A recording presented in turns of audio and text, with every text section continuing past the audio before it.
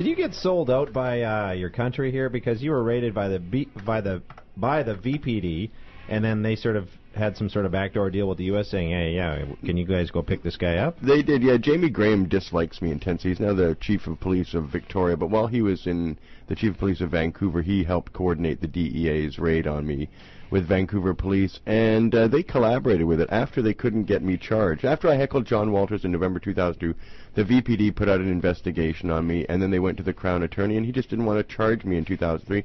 So the police here were frustrated, and they handed the file over to the DEA, and that's how that got going. So the VPD deliberately collaborated and outsourced the justice system to the United States by doing that, because they hate me. Stephen Harper hates me, and he knows, and the VPD has always had a very bad grudge against me. Line 4, Anthony in Vancouver. Go ahead, Anthony. Hello? Hello. Oh, we may have lost Anthony. Oh, okay, hi. Who's this? Steve. Hey, Steve, go ahead. Hey, Mark. I was just wondering, I'm a native of Newfoundland. I'm wondering if there's any strain of marijuana that grows in colder temperatures. Yeah, there are lots of strains that grow in colder temperatures. You got to get one that's ready after the first frost, usually by about September 8th to 15th, in places like Edmonton and Northern Ontario. And nobody even grows pot outdoors in Newfoundland because it's so inhospitable. So I'm even unaware of anybody even growing outside in Newfoundland. I feel like that was just a segment like Wim Vanderzam could have been sitting right here. Mark, years ago, if you take seeds, green seeds, not the dry ones that pop in your hand, but you take green seeds and you put them in a mason jar with a paper towel and you dampen the paper towel, and you put the seeds between the towel and the you want to germinate them, right? Yeah, that's right. Do you put that in the sun or do you put it in a closet? I was having a conversation last week with somebody, and I thought it was the closet, a cool, dark place.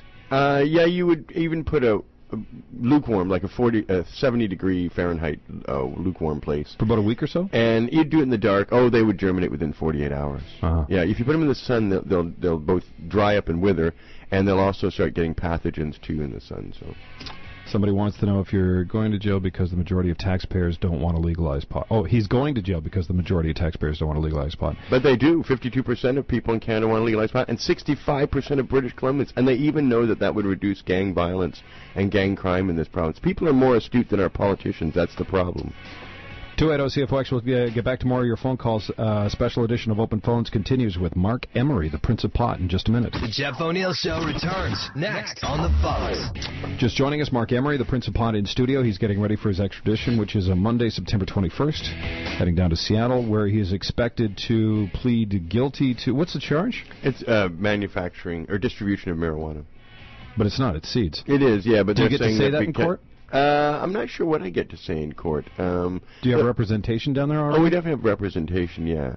But I'm unfamiliar with what will happen. Doesn't matter what you say, you're going to lose, right? Yeah. The way you said it, I will get jail time, invariably, yeah. All right. I'm just curious, back to legalization, because I like to think that we'll see it. And again, I freely admit I don't smoke pot anymore. I did for a long time, but I don't anymore. It wasn't a gateway drug for me, and there was no addiction problems for me. Perhaps I'm different. I don't believe that there's an addictive quality to marijuana. But I do believe you when you say, Marc Emery, that we will see in our lifetime legalized marijuana. When we do, no more deficits. How do you see it being sold? In packs or actually, in baggies? You'd go and order it by the gram.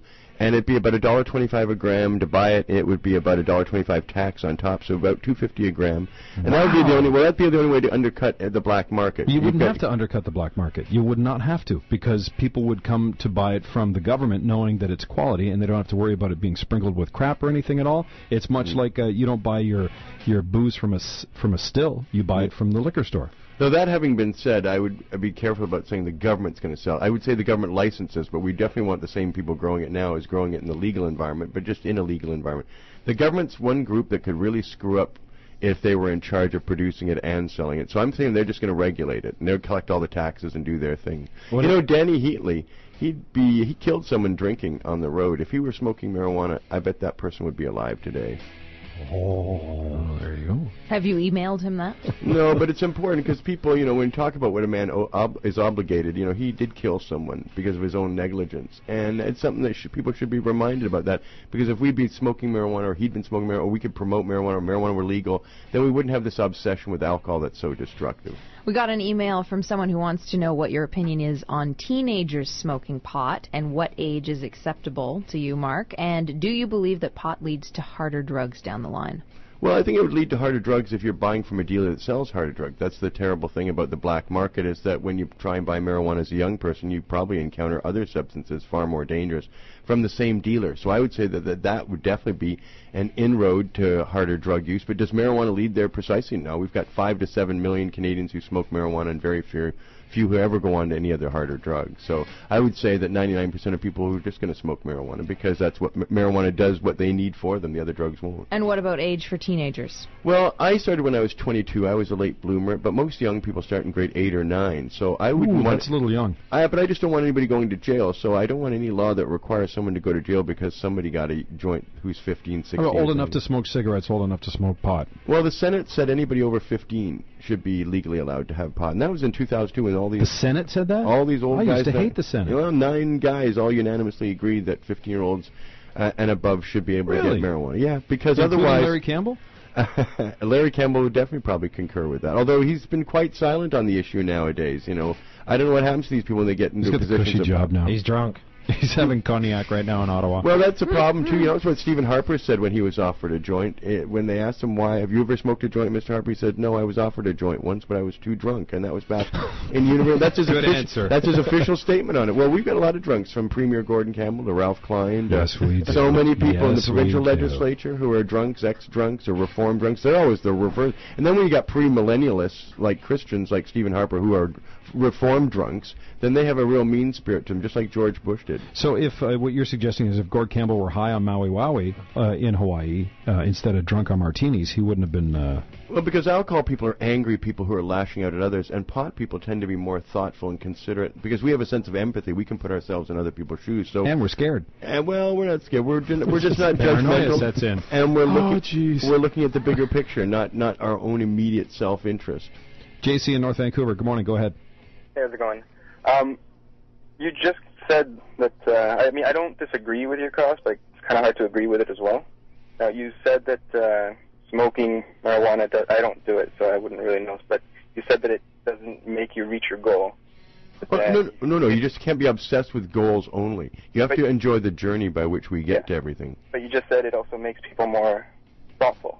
Complacent. Is it complacent a good word, or thoughtful is a good thought? Introspective? First of all, introspective. That's why marijuana is really illegal. It's association because it's of nature. It's introspective, and it sort of resists the dominator mentality that we have. You know, alcohol tends to make people arrogant and thoughtless and bad judgment. Pot tends to do the other. Liquid courage from booze. Yeah, well, whereas it's liquid philosophy perhaps with cannabis, because it tends to open up the mind to introspection and to analysis.